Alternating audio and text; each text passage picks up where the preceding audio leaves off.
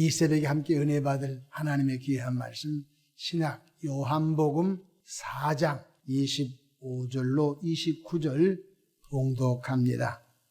여자가 이르되 메시아 곧 그리스도라 하는 이가 오실 줄을 내가 아노니 그가 오시면 모든 것을 우리에게 알려주시리이다. 예수께서 이르시되 내게 말하는 내가 그라 하시니라. 이때 제자들이 돌아와서 예수께서 여자와 말씀하신 것을 이상히 여겼으나 무엇을 구하시나이까 어찌하여 그와 말씀하시나이까 묻는 자가 없더라. 여자가 물동이를 버려두고 동네로 들어가서 사람들에게 이르되 내가 행한 모든 일을 내게 말한 사람을 와서 보라. 이는 그리스도가 아니냐 하니 아멘. 할렐루야. 오늘도 참으로 좋은 날입니다. 우리 모두 성령 충만한 은혜로운 하루 되시기를 바랍니다. 저를 따라하겠습니다. 오늘 또 나와 우리 가정 우리 교회에 기적이 일어납니다. 오늘 또 나와 우리 가정 우리 교회에 기적이 일어납니다. 아멘. 저는 본문 말씀을 통하여 내 속에 나를 발견하라 이런 제목으로 함께 은혜를 받고자 합니다. 사도 바울은 겉사람이 있은즉 속사람이 있다고 하였습니다. 속사람은 예수 그리스도 안에서 거듭난 영혼을 속사람이라고 합니다. 우리는 죄악된 세상에 살다 보니 자꾸 겉사람, 외적인 모습에 집착하는 경향이 있습니다. 자신의 외적 모습이 자신이 없는 사람은 사회생활, 대인관계마저 회피하는 경향이 있습니다. 자신의 외적인 모습이 자신감이 결여된 사람은 왠지 사람을 만난 걸 멀리하고 또 자존감이 낮아진 것을 볼 수가 있다는 것입니다. 그러나 우리 그리스도인들은 자신 속에 거듭난 속사람을 보아야 합니다. 사도 요한은 요한 3서 1장 2절에 이렇게 속사람을 영혼이라고 했습니다. 그래서 우리가 영혼의 소중함을 반드시 알아야 된다는 것입니다. 겉사람이 있은즉 속사람이 있다는 것입니다. 겉사람은 자꾸 늙어갑니다. 그래서 마침내 겉사람이 움직일 수 없는 육체의 죽음이 때가 옵니다. 근데 거듭난 속사람은 바로 죽지 않습니다.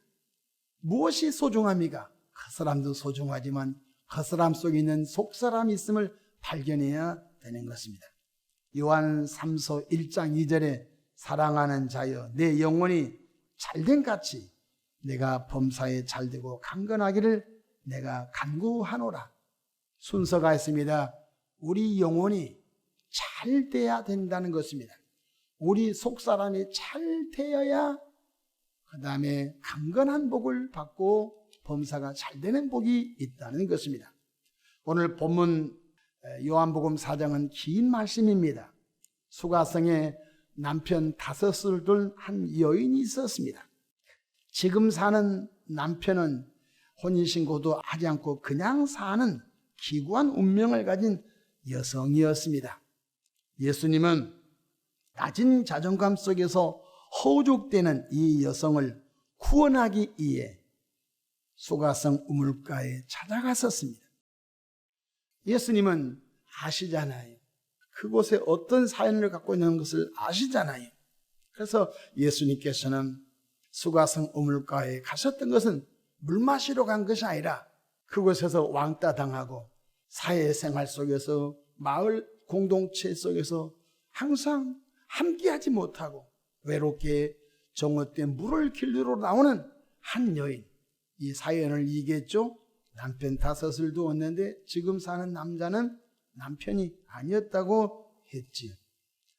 예수님은 그 여인을 만나려고 수가성 우물가에 가셨던 것입니다. 마치 기구한 운명 속에서 살아간 여성을 우물가에서 만나 이렇게 대화를 시작했습니다. 요한복음 4장 7절 보실까요?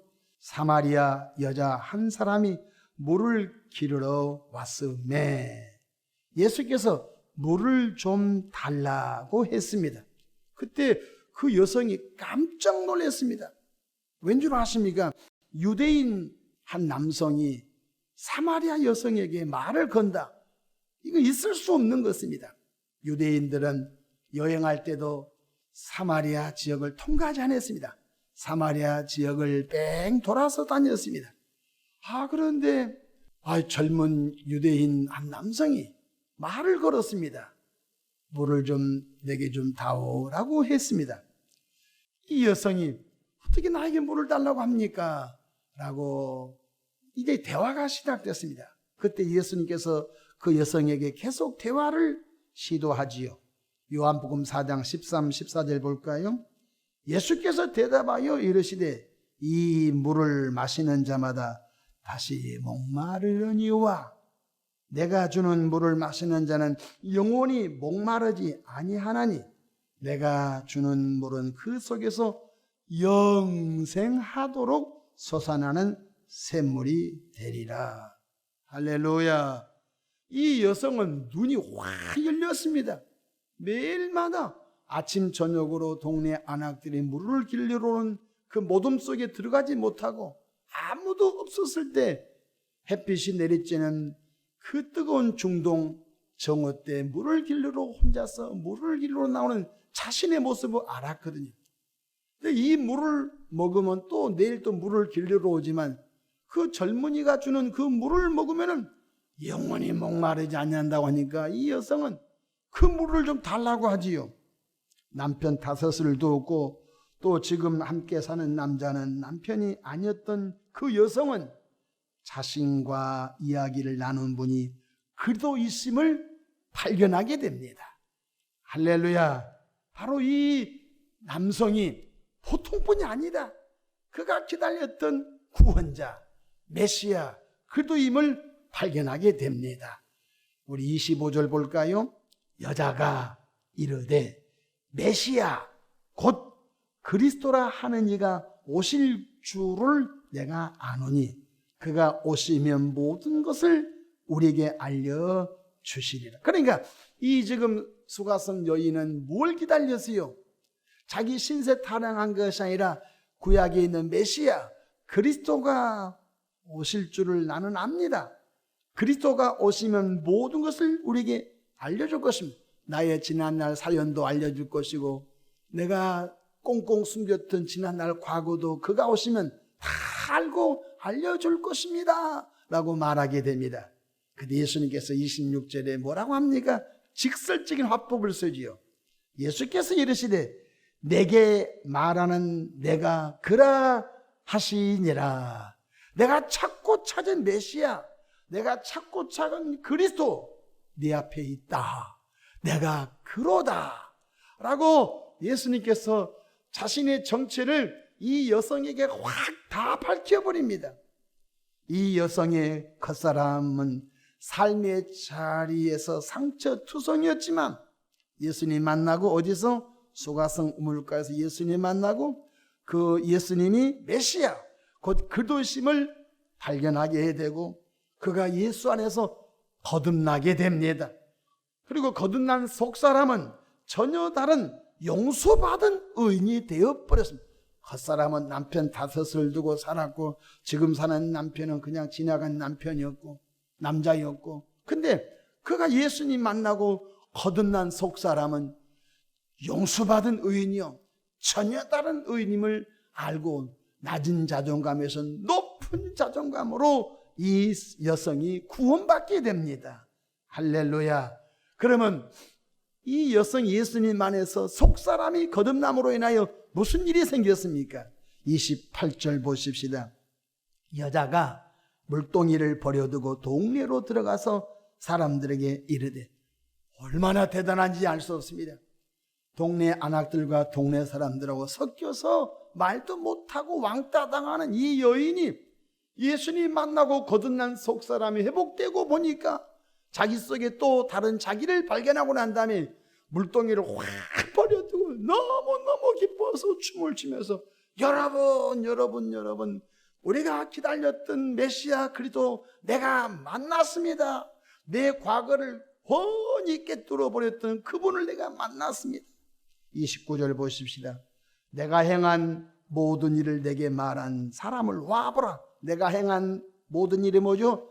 지난날 남편 다섯이 있었고 부끄러워서 꽁꽁 그 누구에게도 말 못했는데 우물가에서 만난 그분은 다 알았다. 할렐루야. 29절 내가 행한 모든 일을 내게 말한 사람을 와보라. 이는 그리스도가 아니냐 하니.